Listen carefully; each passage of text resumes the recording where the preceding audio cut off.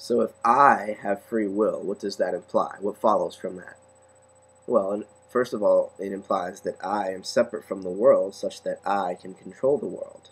And how do I do that? Well, before I can reach out and start controlling it, I have to conceptualize it in such a way that makes sense for me so that I know what I'm doing.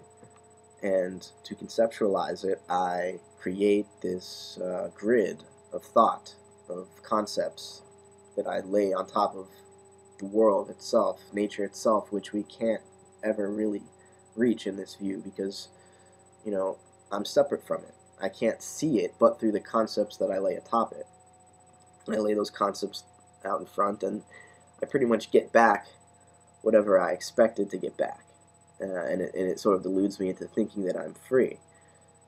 Um, so, for instance, I'm always blaming other people for the things that happen to me. If I'm free, and I really assert my free will all the time, and I'm the kind of person that says, look, I don't want to be anybody's slave, and I don't want to be under anybody else's control, it seems I'm constantly going to be forced to blame others for the bad things that happen to me.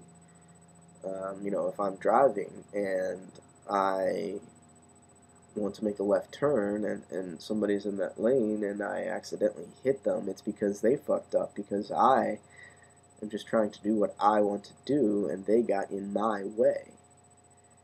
And so in my world of the concepts that I've constructed to view the outside through, I'm always right.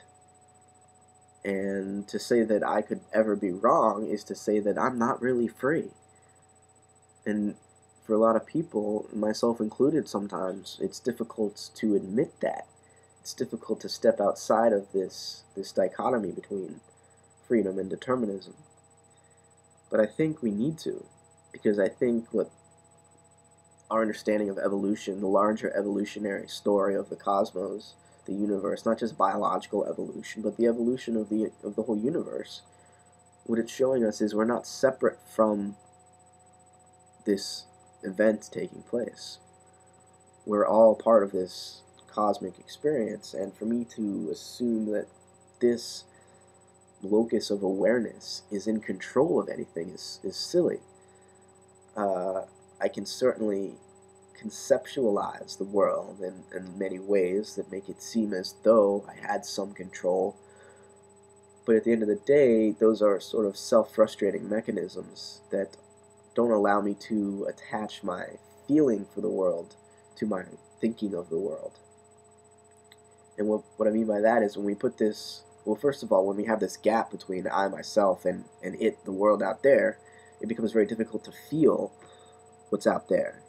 We can only think it because it always has to pass through that grid of conceptualization. And when we have the grid in between our thoughts and our feelings, or in between my awareness and the world, I'm afraid, it makes you afraid to get involved with anything. Because to get involved with the world emotionally, you have to break through that screen. Because emotions can't be made sense of. And so we peel away that layer of conceptuality that's between I and the world, and it forces us to jump into the world and to get involved with other people, get involved with projects, and really manifesting our freedom into the world. But now this is a different kind of freedom. It's a freedom that's maybe in a sense more reckless. It's less objective. It can't see and conceptualize clearly everything that it's doing, because the I, once we peel back that conceptual layer, becomes part of this ongoing process where we can't always know what we're going to do before we do it, which seems to be one of the prerequisites of freedom. Freedom may in some context be defined as spontaneity, but really it's not. Freedom, to me, seems to imply a type of planning before you act, and so you know what you're going to do. And so when we get rid of the notion of separateness, the notion of freedom also seems to go out the window. And yet, we all think of freedom as being the ultimate expression of what it means to be human. But maybe what we mean by that is not the type of freedom that we have to plan for beforehand. So it's not the controlled type of freedom.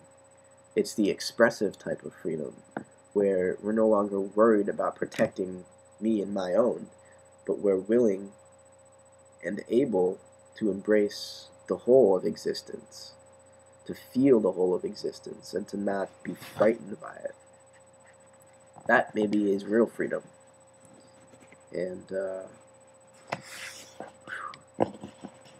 it's difficult to tear open the conceptual net and get there, because as soon as you let the net snap back closed, all of a sudden it's conceptualizing what you just did, and it's like, whoa, you're trying to kill yourself or something. The ego gets all freaked out, like you're trying to commit suicide. And in a sense, you are. You're trying to die and be reborn as something new. You're trying to lose your old identity, shed your skin, and become some novel type of existence.